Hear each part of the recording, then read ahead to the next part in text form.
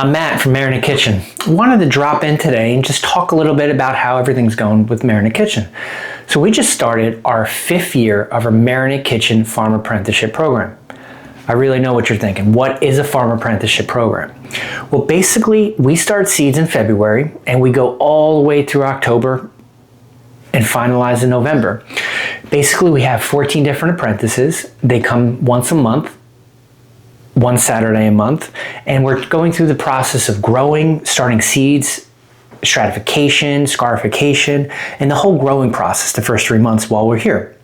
Once the weather warms up a little bit, we're up on the farm. We're planting, we're harvesting, we're doing herbal preparations on the farm, and this process is basically seed to harvest because we end all the way in November.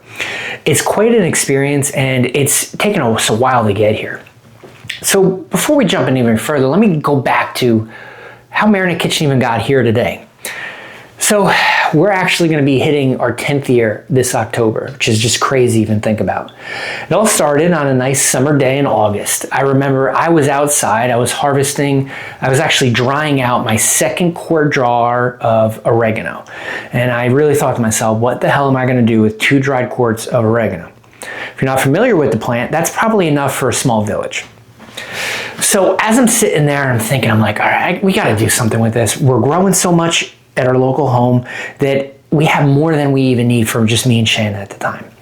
So I go to Shannon, my wife, and we start talking. We say, what can we do with this? We have all these plants. We want to, we're kind of getting into that whole realm of, we want to start working with more medicinal plants. Shannon was already enrolled in an apprenticeship program, Robin Rose Bennett. For me personally, I've been studying herbalism since I was a child, 16 actually. So we've always had this in the back of our minds that we wanted to do something, we just didn't know what. So as we're sitting there, we're talking, going over all the possibilities. Again, this is 2015. At the time, I don't know if you remember, but subscription boxes were pretty popular in the 2015 area. So what we decided on was like, oh my God, we got it, the perfect subscription box. Nobody's doing it. We're gonna do 4 herbal products once a month. And you get to subscribe, they get delivered right to your door. This is gonna be great. So what do we do? So that was August. We ended up crafting our first box, created 10 of them, shipped them out to 10 of our friends, family, and just wanted to get some feedback. The best part, they didn't even know it was coming. So we sent the box out, they arrived, I think this was October. So they got the box, they opened it. It was pretty funny. Shannon got some emails, some direct messages about what is this? What's this thing? What's going on here? And we got their feedback and we said, you know what? I think this could work. Let's do this. So Shannon incorporated the company in October of 2015. We got our website up. We created the first couple boxes, had them all ready, and we literally started shipping subscription boxes that December. If you remember these subscription boxes, if you've been around Mayernik Kitchen for a while, you are definitely our OG of Mayernik Kitchen customers, but we appreciate you. Thank you. So we ended up doing this process December, January, February. I'll be honest, I think once we got to about May, it started to hit us. You got to think, at the time, we were just coming into this blind. We had no products, we had nothing. It was just us literally creating 4 new products every single month, getting the packaging, getting the bottling, doing the labeling, all this process. It was expensive, it was time consuming, and it was a ton of work, especially for the fact that I think at one month, the most amount of subscriptions we had was about 12 or 15. So it was it was a lot of work for not much reward. By the time, the summer came, July and August, we were getting outside of what we wanted to do. Our whole focus at that time was just about plant medicine. We really wanted to just teach, educate, and help with plant medicine. But we were getting to beauty supplies. We were getting to all these different things because we were trying to solve the problem we had at hand. We need to come up with a new box every single month. So I think it was by August, me and Shannon were just done. We were like, we're done. We're done with these boxes. Let's discontinue them. We'll make September our last box. So we went almost an entire year. But I will tell you this, that year gave us so much knowledge into the whole product creation process. I wouldn't recommend it, but I would say this, it really allowed us all the logistics, the purchasing, the labeling, just sourcing. There were times where we were gonna do a product, we go outside and you know what, we can't harvest it right now. So it's like, what do? We need to do, so we were always kind of pivoting and allowing us to kind of move around and figure out how to do this. What we decided to do, come October, and again, this is 2016, we said, all right, we're pivoting this company. We're not going to do a subscription box service anymore. Instead, we want to just focus on the plant medicine aspect. That was our bread and butter. That is kind of like what we really wanted to do. We wanted to showcase that. So we in 2016, 2017 comes around, and it was a transition period. I'll be completely honest. It was really about us trying to figure out how we can get more into the plant medicine world. So at the time, Shannon and I, we started to do more talking, more workshops, things like that. Clearly, we didn't have a space or anything, so we were in libraries, garden clubs, things like that. I think by the time 2017 kind of came to an end, we realized that things were progressing, but they were slow. We both had full-time jobs, and really the goal was, what could we turn this thing into? So 2018 came around, and Shannon and I had a long conversation, and she decided that she was going to leave her full-time job in publishing. She was there for 12 years. She said, look, this is what I'm going to do. I'm going to leave my full-time job. Let me get a part-time job just to cover expenses and focus more on Mayernik Kitchen. And I'll be honest, it kind of worked out. She not only did she graduate from a 100-hour online course that she was a part of for herbalism, she was also finishing up some other programs she was doing and really dived deep into a lot of the online curriculum and things like that. But in addition, allowed her to kind of focus a lot more on the company. And I feel like over that time, she started getting asked to be part of some speaking engagements, started doing more workshops, starting to kind of build a community and even a network at that point for this. And I think by the time 28 was coming to an end, we were optimistic. August of 2018, we decided, let's rebrand Mayernik Kitchen. The brand you see today, if you were to go to our website, is basically started in 2018. Almost 7 years ago. So, things were looking up. We had a direction, we had a path for what we wanted to do. Slowly creeping in was 2019. So, we had the new brand was coming in. We were working on a new website. If you've done that before, that does take some time. And we kind of saw that all this hard work was kind of starting to pay off for us. We started to see more workshops open up. We actually held a couple workshops in our home. One fun one was an herbal beer making one that I love, which I'm sure we'll talk about another time. We also introduced some other fun things like an herbal cocktail class. Just, again, our whole focus was how to consume more herbs, how to integrate more herbs into your daily life. So as 2019 kind of kept going, I was like, all right, well, Shan, I have a lot of growing space here. Again, not a lot, but I have some. I was like, I feel like we need more if we want to kind of grow this business. So what I did was I placed a classified ad on NOFA, Northeast Organic Farming Association. I'm sure you might have one in your area. I did the New Jersey one because we're in northern New Jersey. So I posted in the classified looking to lease farmland, North Jersey. That's it. It's really very vague, whatever. Didn't get a response month after month, and it's fine.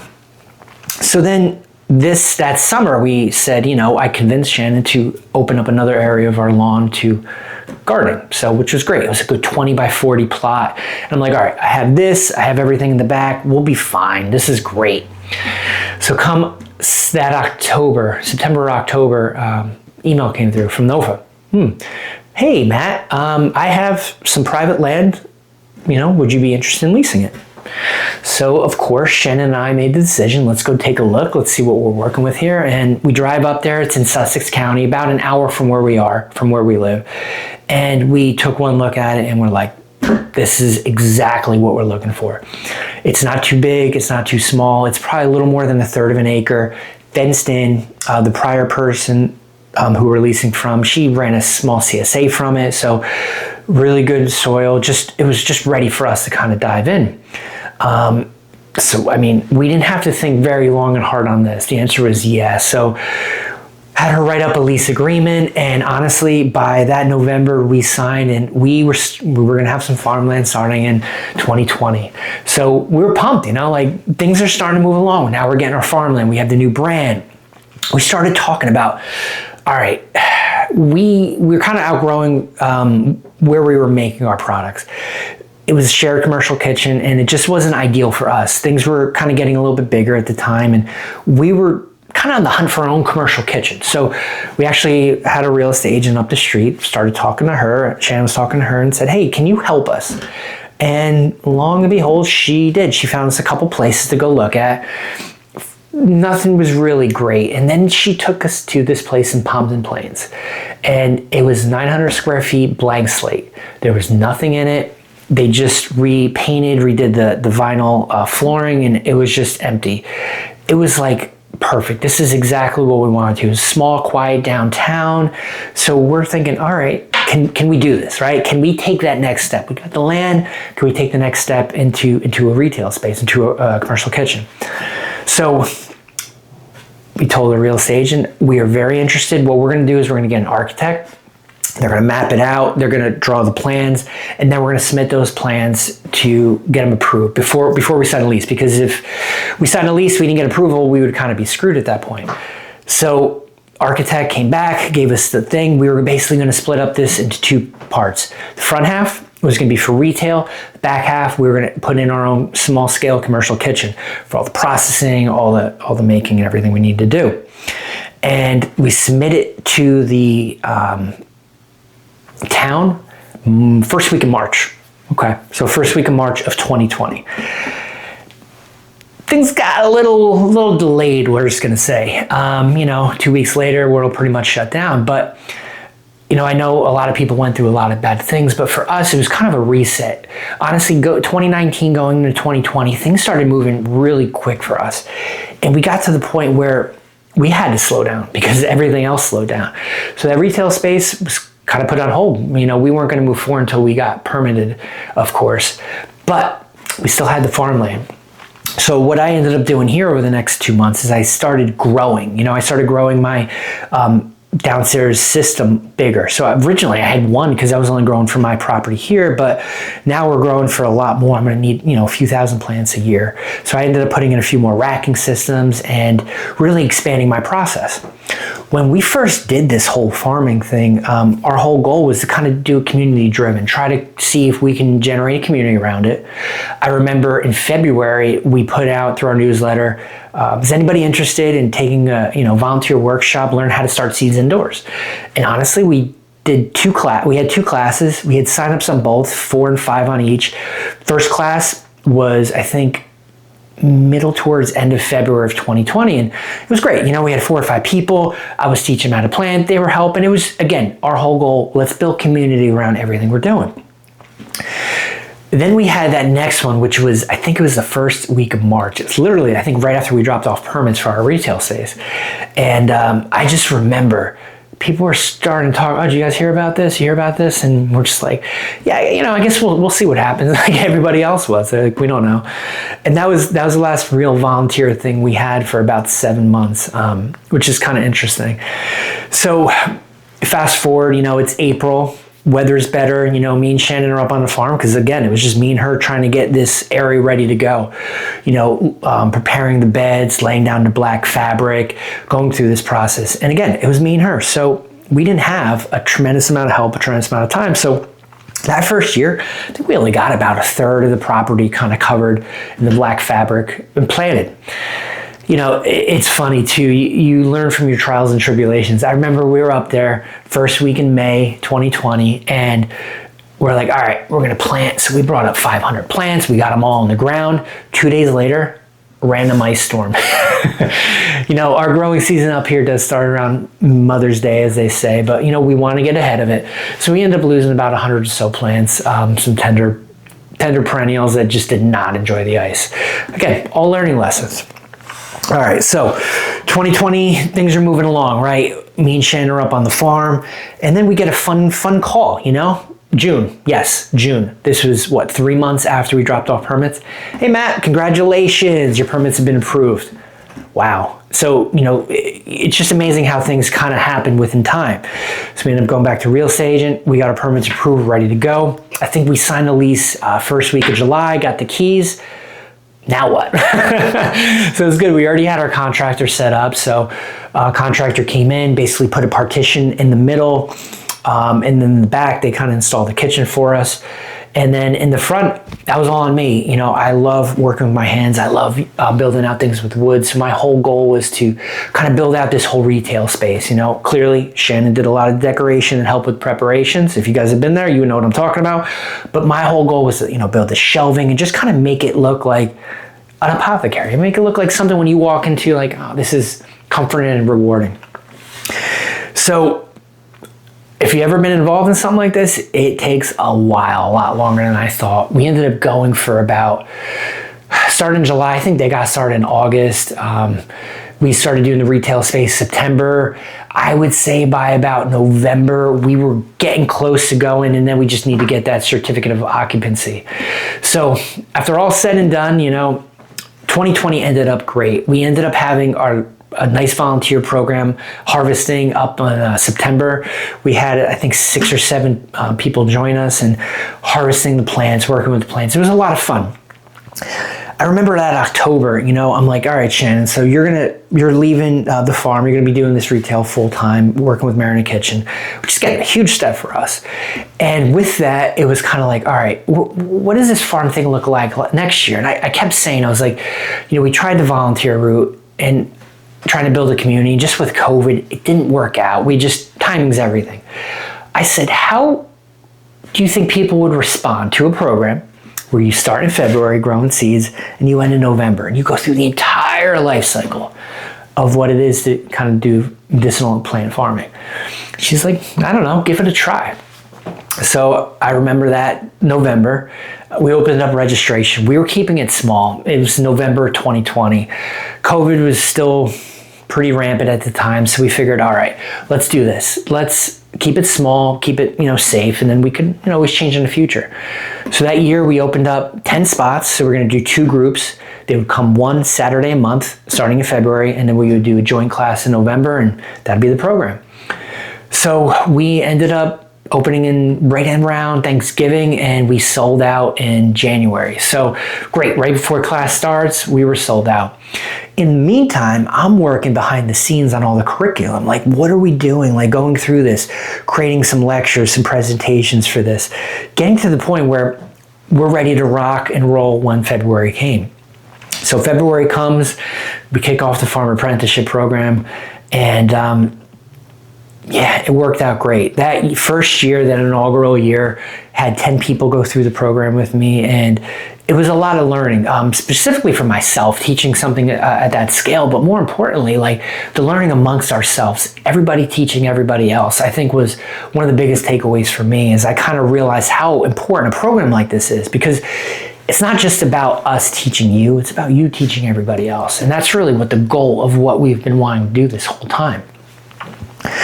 So we ended 2020, honestly, with a pretty good note. December of that year, we opened up the retail spot, which was great. I mean, we opened up a retail spot, we had the commercial kitchen going, we were ready to go. Things were rocking and rolling. So going into 2021, you know, we finished up, the retail store was doing good. We kept expanding, kept growing, a lot of workshops. Again, we really wanted to hone in on the teaching aspect of everything that we were doing. And I think it proved pretty well. Working with other farms, working with other garden clubs, like these types of things where not only in teaching about herbs, but how to use herbs, how to incorporate in your daily life has really always been the undertone of kind of our message of what we've been trying to do. So then, you know, 2022 hits, and it's like, all right, let's expand this a little bit. So we increased the farm apprenticeship from 10 to 14. So there's 14 apprentices throughout the year, still split in those 2 groups, coming one Saturday a month. And I think that was a perfect number. Again, for the first 3 months, we're in our home kind of doing work with the plants and everything. So 7 was great. Up on the farm, 7's a great number. It was good to kind of work with everybody to kind of get that going. One thing I realized, though, is we need more plants. So, you know, 2022, we even increased more. We added more growing systems in the basement. And now we're up to the point where I think we're good. You know, we could do anywhere between 5,000 to 6,000 plants through that initial 3-month growing season. So it's enough for us to plant up on the farm. It's enough for us to plant here, and actually enough for us to hold the medicinal plant sale. So we've been doing that the last 4 years. One thing that I've realized, you know, growing up in New Jersey, might be different in your area, but growing up in New Jersey, there's not a lot of places that you can go and purchase medicinal herbs. This North Jersey area, there's one great place I'll give a shout out to, is Well Swept out in Hackettstown. Great place, but it's over an hour away from me. So I'm looking for places around me. You go to garden centers, what do you see? You see your mints, you see your thyme, your sage. What about a holy basil plant? What about a motherwort plant? These are the types of plants that I feel people should be growing at their house. So we started selling medicinal plants. I think we started that in 2020. It was small, nothing crazy. 2021, a little bit bigger. But by 2023, I convinced you, and I was like, I want to start shipping plants for two reasons. Number one, I want to start doing that because I want more people to work with these plants. I want more people to have these in their homes. So we actually started shipping plants in 2023, and it went pretty well. It was funny. I remember setting up like, all right, how do you ship a plant? It sounds a lot easier than this because number one, the thing's alive. Number two, you can't have it damaged. You know, if it falls over, you can't have the stem break. So what I started doing was I was wrapping up and I was actually sending them to my parents' house to live, you know, still in New Jersey, but a good hour away. So I figured it was enough work for them the plants to go through the mail to see how they work out. Those first couple I sent to them, oh man, it was just dirt everywhere. It was awful. But after each iteration, it got better. We worked on the packaging. We worked on the whole system. And I would even say last year in 2024, we out of maybe 200 shipments, I think we had maybe about, I'd say less than a dozen plant issues. So we got the system down pretty good and it allowed us to really kind of not only give plants out to more people, but to expand our geographic radius, which I think, honestly, it's just about education and bringing these plants out to everybody. So, with all this said, I know I went through a whole spiel of the history of Mayernik Kitchen, but here we are. It's 2015. We just started our 5th year of the Mayernik Kitchen Farm Apprenticeship program. Up to this date, we've actually already graduated 42 people through this program. And one thing I realize is that I have not given back enough of the behind the scenes, what does Matt do when he leaves us? And my whole goal for this year is to really capture a lot of behind the scenes of the Mayernik Kitchen Farm Apprenticeship program. I want to take you guys on the journey this year, starting today, and hopefully you can tune in. Hopefully once a month, maybe more, we'll see, and kind of go through this journey with me. Whole goal is for you to kind of get more insights, more understanding, and a lot more specifically of what it takes to kind of run a small herb farm in New Jersey. Well, I hope you guys had a great time learning a little bit about me, learning a little about Mayernik Kitchen, and hope to see you guys soon. Thanks.